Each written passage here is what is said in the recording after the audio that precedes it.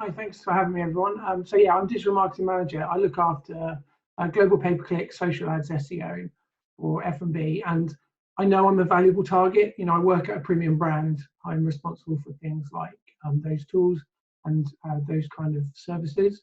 I've also done inbound and outbound sales before, so and I ran an agency that used to pitch, so I kind of think I've seen a bit of all of it.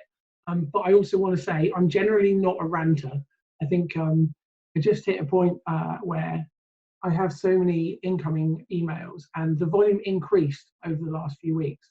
So after the first sort of week or so of lockdown, I really saw the volume increasing in my inbox. And what really stood out to me is actually some of them were really inconsiderate, and there was one particular one that kind of not threw me over the edge. That sounds like I went all man falling down, but there was one that really stood out to me, and I'll come to that in a second. So um, I get a lot of the classics, and I think the one that I keep seeing at the moment is April meeting agenda or May meeting agenda, when I don't have a meeting booked in with someone and it's a sales approach. And it's what I call kind of clickbait by another method. So I guess my first plea to all of you is please don't do that. For me, we have quite a strong incoming email filter that pretty much guarantees you're going to go onto my block list. So I'm not going to see any emails from you ever again. But the one that tipped me over the edge was, so we were 2 weeks into lockdown. Everyone's kind of trying to readjust to what's going on. And I had an email that said, now you have extra free time. It's a good opportunity to consider how, ... Now, I could see quite a few people smiling and chuckling, but they were deadly serious in this approach. And I think there was just a few things that really jumped out for me on that one. You know, at the time, I had two friends who were really ill, like really seriously ill. So one was in hospital, and one who his wife was pregnant, and they were both ill with COVID. So, you know, now you have extra free time, you know, great. That was a little bit, did make me think there. 2 seconds on our website would show you that we've had to increase our delivery times. So that's a little bit of a clue that maybe we're busy in terms of e-commerce. So if I'm a digital marketing manager, I might kind of make a guess that I'm going to be kind of busy too. And also, if someone's about to be furloughed, then it's pretty insensitive to say, hey, now you've got extra free time because, you know, you don't know if you're going to have a job when this ends. It just really hit home for me. And I don't personally, but I know a lot of people are really struggling with childcare while they're trying to work from home. And so it did prompt a mini rant from me, but just partly because there's been an increase in volume, and secondly, just because some of them I thought were actually downright insensitive. And, you know, I used to do LinkedIn training as part of what I did when I ran my social media agency.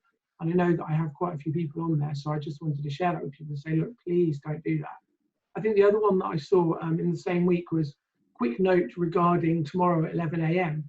Now, I deal with a lot of agencies, clients, providers, and teams in other markets. I don't know all their staff names. So, of course, I'm going to open it, but it's like the other one, it's clickbait. And then, you know, you get the classics like urgent online revenue web conversion or something like that. Oh, yeah, okay, that might relate to me. But again, oh, no, it's not someone I know, it's someone else. And I think what I've really seen is the sort of a couple of insensitive email approaches like that one I mentioned, and then a few where they were clickbaity. And I just thought, in this current climate, is that really the best way to go? Also, I've had a couple where they've got more persistent. And don't get me wrong, I fully get it, and I fully follow what Anastasia said. You know, when I used to do incoming and outbound sales, I would have been looking at, okay, what can I do now? And actually, if I've got more time because some of my day-to-day stuff isn't working, I've got time to, you know, do some more prospecting, reach out to some people that I haven't done previously. But please don't do it like that. And you know, we've seen like meetings. So I had one person that emailed me every day, Tuesday, Wednesday, Thursday in a row before I mailed back and just said, please stop emailing me. I get that they're keen to speak to people. I get that they're worried and you're worried about what the future holds. But just, you know, consider what situation that other people are in. So I guess I wanted to try and bring some positives as well. You know, what can I suggest? Because you know, I've been where you are, and I'm currently a target, and I probably should have had a big target background, and that would have been a good way to go, I guess. I suppose the first one is take 2 minutes to research.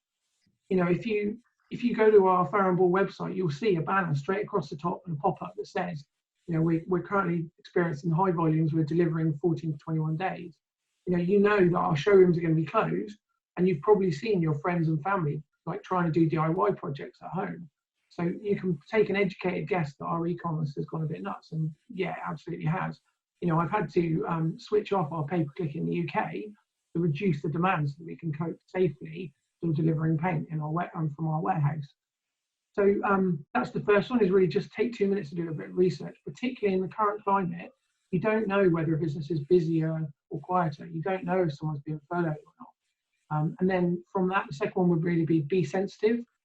I had a great, I should flag a good email I had recently. So, one that just started with, I'm very conscious that the situation we find ourselves in can mean that follow-ups like this are ... And this is actually, I spoke to someone at a conference about 6 weeks ago who I did want to follow up from. And the fact that she approached it in that way, I thought was perfect. I'm very conscious of the situation we find ourselves in.